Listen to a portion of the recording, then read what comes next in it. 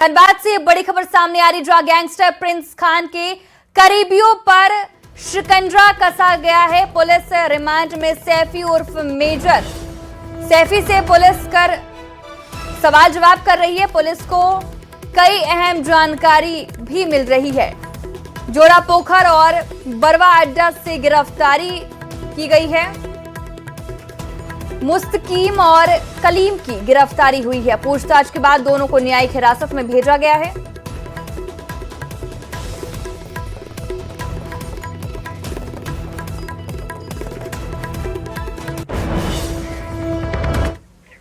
Treasury घोटाले में SIT की ओर से बड़ी कार्रवाई की गई है। एसआईटी ने घोटाले में शामिल अभियुक्त काजल मंडल को गिरफ्तार किया है।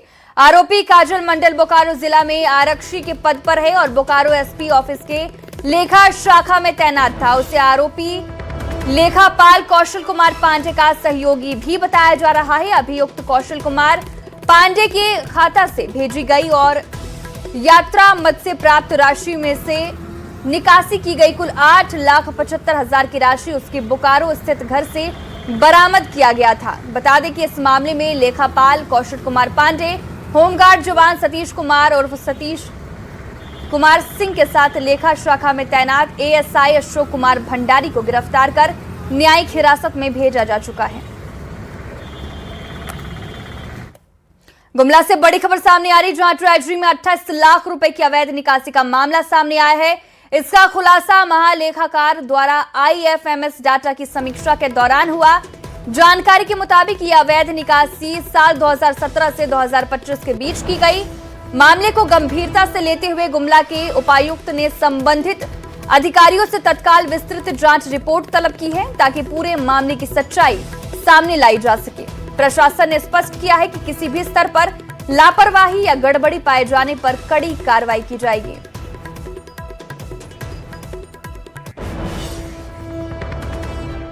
जमशेदपुर में तीसरे दिन भी तेज हवाओं के साथ मूसलाधार बारिश हुई। मूसलाधार बारिश ने स्वच्छता अभियान की भी पोल खोल दी, जिससे कई जगहों पर जल जमाव की स्थिति हो गई। कई गाड़ियां पानी में डूब गई। मौसम विभाग ने 5 मई तक बारिश होने का अलर्ट जारी किया है। जमशेदपुर में मूसलाधार बारिश से शहर का सबसे पॉश इलाका विष्णुपुर चौक नदी में तब्दील हो गया है। मेन रोड पर चल रही गाड़ियां रेंगती नजर आई। साइलेंसर में पानी घुसने से कई गाड़ियां बंद होने लगी। वहीं रोड पर घुटने भर पानी लगने से लोगों को आने जाने में काफी परेशानी हुई। बिष्टुपुर गोल चक्कर का जायजा लिया संवाददाता आशीष तिवारी ने।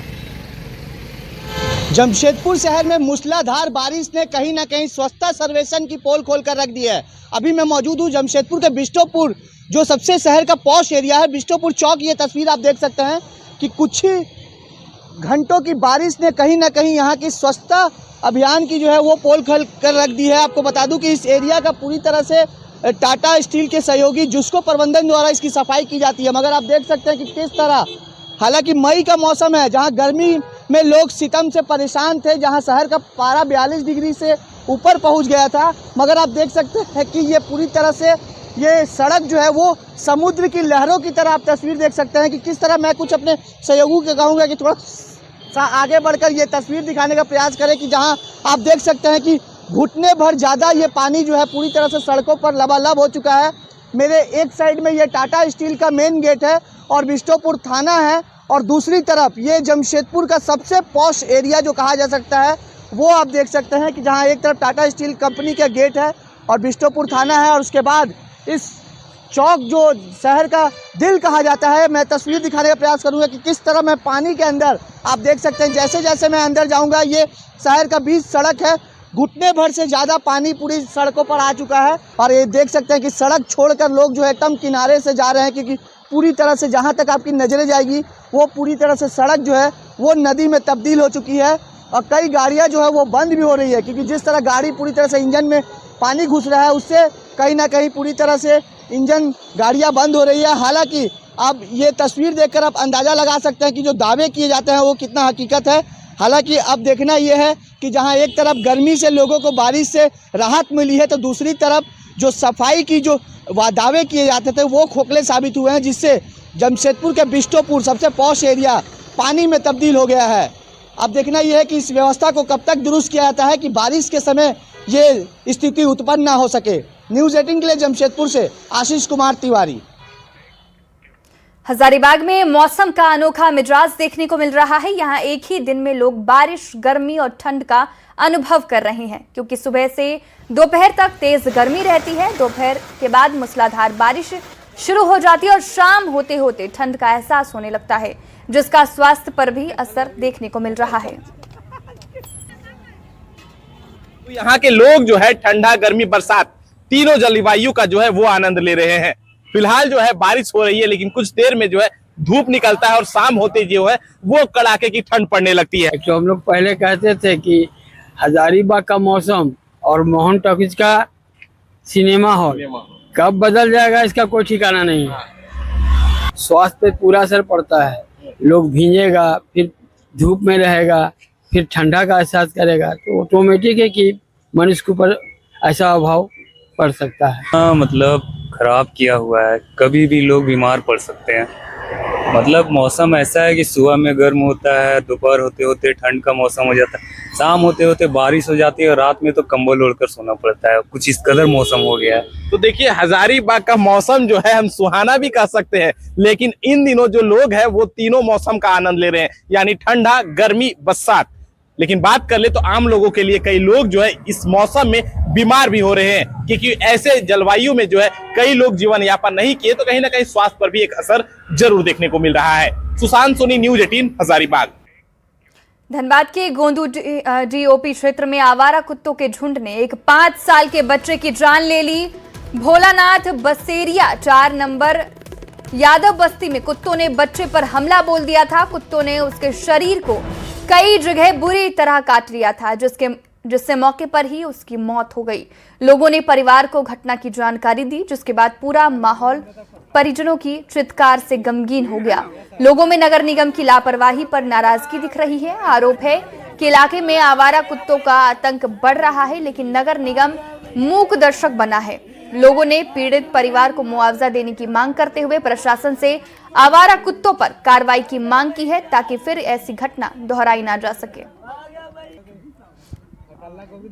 था बच्चा को कुछ आवारा कुत्ता झोल करके मार दिया गया, किक मार। अब क्या मांग करते हैं? बच्चा तो मेरा चला गया, सरकार से यही मांग करते हैं कि मुआवजा दिया जाए। नगर निगम कुत्ता ला करके छोड़ दिया गया है। 2-3 बार ये घटना हो चुकी है। कौन था आपका वो? मेरा भतीजा। चाईबासा के कोल्हान जंगल में मुठभेड़ से 2 दिन पहले नक्सली इजराइल पूर्ति उर्फ अमृत को ढेर किया गया था। मुठभेड़ से 2 दिन पहले जंगल में इजराइल से उसके माता पिता ने मुलाकात की थी। बार बार घर लौटने की अपील की थी, लेकिन बेटे ने इनकार कर दिया था। इसके बाद बुधवार को मुठभेड़ में उसके मारे जाने की जानकारी मिली। माता पिता के मुताबिक 15 साल की उम्र में ही नक्सली इजराइल को अपने साथ ले गए थे। चाईबासा सदर अस्पताल में मजिस्ट्रेट की मौजूदगी में इजराइल के शव का पोस्टमार्टम किया गया, जिसके बाद शव परिवार को सौंप दिया गया।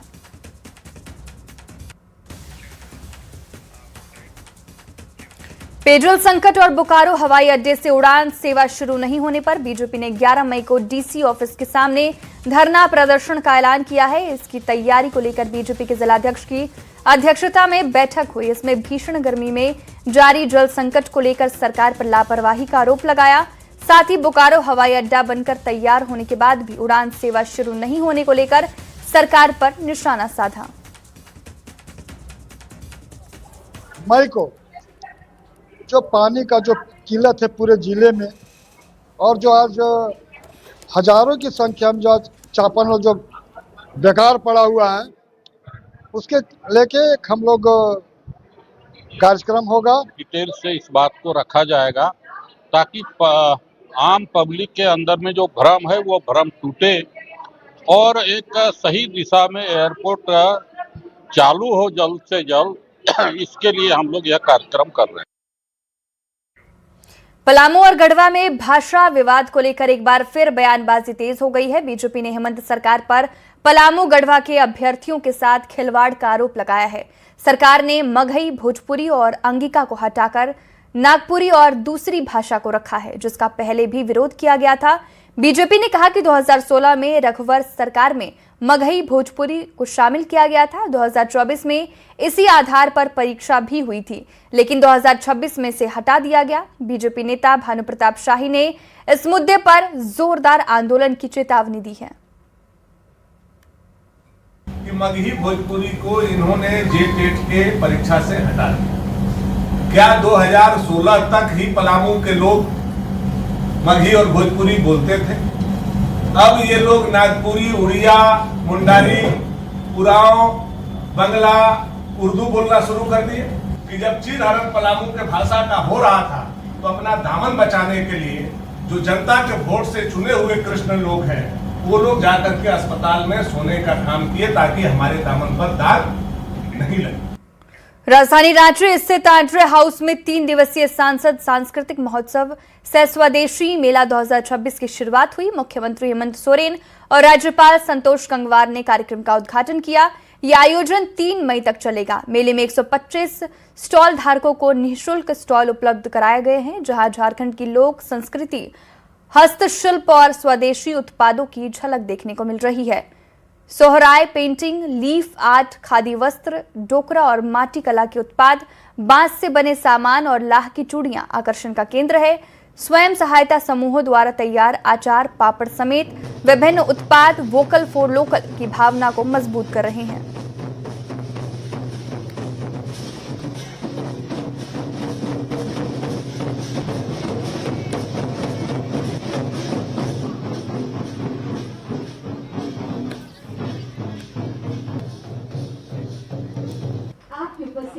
आपने हमारा आमंत्रण स्वीकार, आभार और ये स्वागत, ये परंपरागत पगड़ी महोत्सव में केवल एक आयोजन ही नहीं बल्कि हमारी सांस्कृतिक अस्मिता, स्वदेशी चेतना और आत्मनिर्भरता के संकल्प का जीवंत प्रतीक है।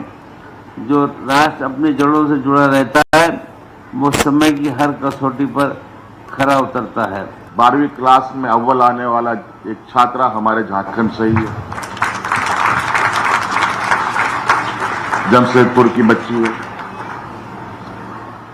आज हमारे सरकारी स्कूल के बच्चे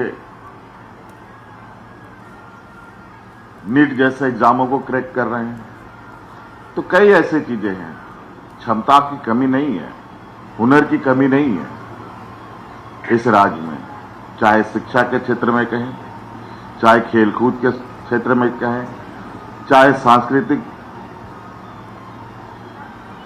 चीजों को लेकर आगे बढ़ने को लेकर कहें। सांसद सांस्कृतिक महोत्सव एवं प्रधानमंत्री जी का हम सबको निर्देश था कैसे आत्मनिर्भर भारत स्वदेशी मेला और कुछ दिन में ही हमारे वीरों के द्वारा, पराक्रम के द्वारा पिछले वर्ष जो ऑपरेशन सिंदूर के तहत कुछ ही घंटों में पाकिस्तान को नींव पिला दिया था, उसकी भी पहली वर्षगांठ है।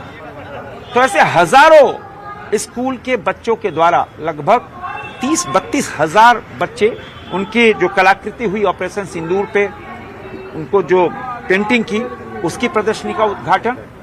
कुल मिलाकर हम कह सकते हैं एक 3 दिवसीय जो आयोजन है उसमें 53 स्कूल के 10,000 बच्चे भाग ले रहे हैं। सुबह 9 बजे से शाम को 6 बजे तक बच्चे अपनी विविध जो प्रतियोगिता है उसमें भाग लेते हैं और फिर 6 बजे से 9 बजे तक देश के प्रख्यात कलाकार उसमें अपनी प्रस्तुति देते हैं। जमशेदपुर के बिरसा नगर में आस्था ट्विन सिटी में सैकड़ों लोगों ने बिल्डर के खिलाफ मोर्चा खोल दिया। अपार्टमेंट में रहने वाले लोगों ने बिल्डर ऑफिस में तालाबंदी कर विरोध प्रदर्शन किया। आरोप है कि मेंटेनेंस के नाम पर पैसे लिए जा रहे हैं लेकिन सुविधा नहीं दी जा रही है। लोगों का कहना है कि करोड़ों रुपए देकर उन्होंने फ्लैट खरीदा, लेकिन फ्लैट में ना तो पानी की सुविधा है और ना बिजली और लिफ्ट की सुरक्षा की भी अनदेखी का लोगों ने आरोप लगाया। लोगों ने समस्या जल्द दूर नहीं होने पर कानूनी कार्रवाई की चेतावनी दी।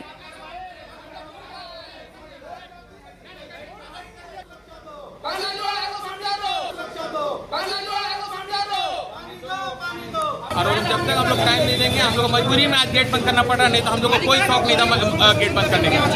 हम लोग लोग से मिलना चाह रहे हैं। यहाँ हर बार रात भर हम लोग कॉल कर रहे हैं, पानी दो पैसा देने के बाद भी पूरा पैसा देने के बाद भी रात भर हम लोग कॉल करते हैं तो भी पानी नहीं आ रहा है। घर में हम ड्यूटी में रह रहे हैं, वाइफ बोल रही पानी नहीं है। कैसे चलेगा? लोग मजबूर होकर देखिए आस्था के गेट पे जो है जाम कर दिए हैं और इसका कोई कुछ होने वाला नहीं है क्योंकि बिल्डर के अगेंस्ट में कोई जाने के लिए तैयार नहीं है। बहुत सारे रेसिडेंट्स और ऑक्यूपेंट अभी भी बाहर नहीं निकले हुए हैं। भले उनको पानी नहीं मिले, बिजली नहीं मिले, लेकिन आज देखिए कुछ लोग तो आज खड़े हुए हैं और आस्था मैनेजमेंट के बारे में पता होना चाहिए पूरे जमशेदपुर वासियों को कि देखिए हम लोग का क्या हाल है। धनबाद के गोविंदपुर में बीजेपी एससी मोर्चा के पूर्व जिलाध्यक्ष अमृत दास की संदिग्ध हालत में मौत हो गई। अपर बाजार में उनका शव घर में मिला। मृतक के परिजनों ने इस मामले में गंभीर आरोप लगाए हैं। उनका कहना है कि अमृत दास की शादी 2 सगी बहनों से हुई थी और दोनों के बीच अक्सर विवाद होता रहता था। परिजनों का आरोप है कि दोनों पत्नियों ने मिलकर अमृत दास की हत्या की है। परिवार ने इस मामले में निष्पक्ष जांच और दोषियों के खिलाफ कड़ी कार्रवाई की मांग की है। पुलिस सभी पहलुओं पर जांच कर रही है। दुख की बात यह है कि हस्बैंड वाइफ में किसका झगड़ा नहीं होता, लेकिन ऐसा नहीं कि बीवी से झगड़ा हो और हस्बैंड को मार दे।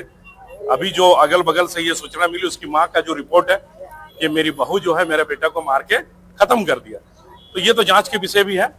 अभी हम लोग इसको पोस्टमार्टम में भेजा जा रहा है। पोस्टमार्टम में पहले भेजेंगे, पोस्टमार्टम करवा के आने के बाद जो भी है ये गलत किया है और इस तरह का नहीं होता। अगर इस तरह का किया है तो वैसे लोगों को सजा दिलाने का काम करेंगे। पलामू जिले में निर्माण की रफ्तार थम सी गई है और इसकी वजह है बालू का अभाव। जिले के बालू घाटों की नीलामी नहीं होने से अब इसका सीधा असर गरीब मजदूरों के पेट पर पड़ रहा है। पलामू की कोयल और अमानत नदी के तट आज सूने पड़े हैं। सरकारी फाइलों में बालू घाटों की नीलामी अटकी है। नतीजा 2 वक्त की रोटी के लिए मजदूर अब दूसरे राज्यों की ओर पलायन करने को मजबूर हैं। जिले में बालू की भारी किल्लत की वजह से बड़े निर्माण प्रोजेक्ट से लेकर आम आदमी के घर बनाने के सपने तक सब पर ब्रेक लग गया है, जिससे मजदूर भी प्रभावित हैं। रोज तो नहीं मिलता है, लेकिन 1-2 दिन पर लगता है। 1-2 दिन बैठते हैं, फिर जाते हैं। रोज जाते हैं चौक पे, लेकिन मजदूरा सबको काम नहीं मिलता है। हम लोग लौट कर आते हैं, यहाँ रहते हैं स्टेशन पर, खाना वाना मिलता है, खाते हैं, सोते हैं। तब मिल ही नहीं करता है तो काम मिलेगा। हफ्ता में 2 रोज 3 रोज काम मिलता है, कभी 3 रोज कभी बेला तो का रेता उता रहेगा तभी नहीं मिलेगा। खबर गोड्डा से है, जहां कानून व्यवस्था को मजबूत बनाने की दिशा में एक अहम पहल की गई है। पुलिस को पेट्रोलिंग के लिए 38 नई बाइकों की सौगात मिली है। ये कार्यक्रम नगर थाना परिसर में आयोजित किया गया है, जहां गोड्डा के पुलिस अधीक्षक ने फीता काटकर और हरी झंडी दिखाकर इन बाइकों को रवाना किया। मार्केट एरिया हमारा जो बैंक एरिया है, जहाँ पर काफ़ी ट्रैफिक रहता है, बड़े गाड़ी से पेट्रोलिंग करना हम लोग के लिए संभव नहीं होता है। वहाँ बाइक से हम लोग हर समय पेट्रोलिंग कराएंगे, खासकर पीक आवर्स में, जब बैंक में सेंसिटिव रहता है, किसी में कोई घटना घट सकती है, या फिर जब ज्वेलरी का जब बिजनेस का टाइम आता है शाम के समय आप देखते हैं, उसमें लोग उसी एरिया में पेट्रोलिंग करते रहेंगे, ताकि जो गलत प्रवृत्ति के अपराधी प्रवृत्ति के लोग हैं इस तरह का कुछ वो रेकी करते हैं, तो पुलिस का प्रेजेंस उनका थोड़ा सा डर बनेगा कि। खबर धनबाद से है, जहां आदिवासी गांव झगरू आज भी विकास की राह देख रहा है। इस गांव में ना पानी है, ना बिजली, ना ही सड़क की सुविधा है। आज भी डांडी जुआ के भरोसे 500 की आबादी है। वहीं सड़क की स्थिति इतनी खराब है कि बरसात में गांव का संपर्क शहर से टूट जाता है।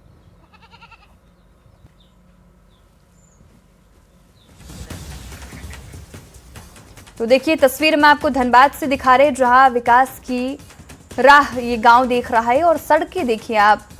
ये सड़क देखकर आप अंदाजा लगा सकते हैं कि यहाँ पर किस तरह से सुविधा की कमी है। रोड का सुविधा भी नहीं है। हम लोग चाहते हैं कि हम लोग के लिए पानी का सुविधा हो, सड़कों का सुविधा हो। सड़कों का गाड़ी का मतलब यहाँ नहीं आता है। कुछ भी होने से यहाँ पे जल्दी कोई पहुँचता भी नहीं है। मतलब यहाँ पर कुछ सुविधा नहीं है ना, इसीलिए। तो आप लोग हॉस्पिटल अगर किसी को ले जाना है तो आप लोग कैसे लेके जाते हैं? उठा के ले जाते हैं यहाँ पे। जब से मैं पैदा हुए हैं या हमारे बाप दादा लोग भी थे, उस समय से यहाँ रोड बंद है।